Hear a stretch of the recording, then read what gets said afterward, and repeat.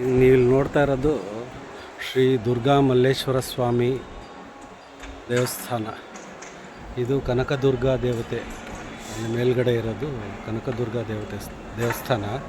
ಒಂದು 50 ಸ್ಟೆಪ್ಸು ಹತ್ತಬಹುದು. ಹತ್ತಕ್ಕಾಗಲಿಲ್ಲ ಅಂದರೆ lift facility ಇದೆ. 100 ರೂಪಾಯಿ ಟಿಕೆಟ್ ತೊಗೊಂಡ್ರೆ ಮುಂದ್ಗಡೆ ದರ್ಶನಕ್ಕೂ ಬಿಡ್ತಾರೆ.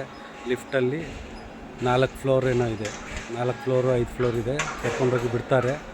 ದರ್ಶನ ಮುಗಿಸ್ಕೊಂಡು ಇದು ಈಶ್ವರನ ದೇವಸ್ಥಾನ, ಅದು ಕನಕದುರ್ಗ ದೇವಸ್ಥಾನ, ಇದು ದುರ್ಗಾ ಮಲ್ಲೇಶ್ವರ ಸ್ವಾಮಿ ದೇವಸ್ಥಾನ.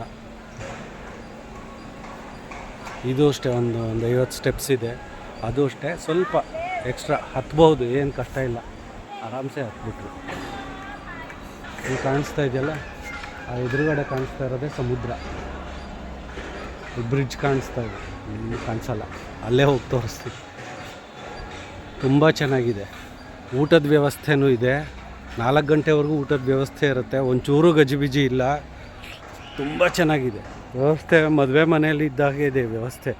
ಬಾಳೆ ಎಲೆ ಊಟ ಅದ್ಭುತ. ಆ ವ್ಯವಸ್ಥೆ ಮಾಡೋಕ್ಕೆ ಅವ್ರ ಕೈಲಿ ಮಾತ್ರ ಸಾಧ್ಯ. ಅಷ್ಟು ಚೆನ್ನಾಗಿದೆ. ಏನೂ ಗಜಿಬಿಜಿ ಇಲ್ಲ, ಗಲೀಜಿಲ್ಲ, ಫಸ್ಟ್ ಕ್ಲಾಸಾಗಿ ಮೇಂಟೈನ್ ಮಾಡಿದ್ದಾರೆ. ಊಟನೂ ಅಷ್ಟೇ ಅಮೃತಕ್ಕೆ ಒಂದು ಹೆಜ್ಜೆ ಮುಂದೆ, ಅಷ್ಟು ಚೆನ್ನಾಗಿದೆ. ಇಲ್ಲಿ ಹತ್ತಿ ಸುಸ್ತಾಗಿ ಕೂತಿದ್ದಾರೆ. ಇದೆ ಇಲ್ಲೆಲ್ಲ ಸ್ವಲ್ಪ ರಶ್ ಕಮ್ಮಿ ಇತ್ತು, ಅದಕ್ಕೆ ಇಲ್ಲಾಂದರೆ ಇಲ್ಲೆಲ್ಲ ಹತ್ತಕ್ಕೆ ಬಿಡ್ತಾರೆ. ಇಲ್ಲಿಂದನೇ ಕ್ಯೂ ಶುರು ಆಗುತ್ತೆ.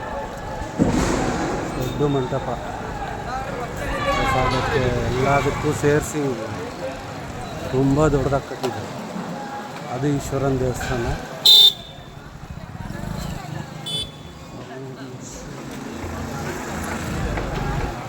ಇನ್ನು ಕಾರಲ್ಲಿ ಕೂತ್ಕೋ ಹೋಗು.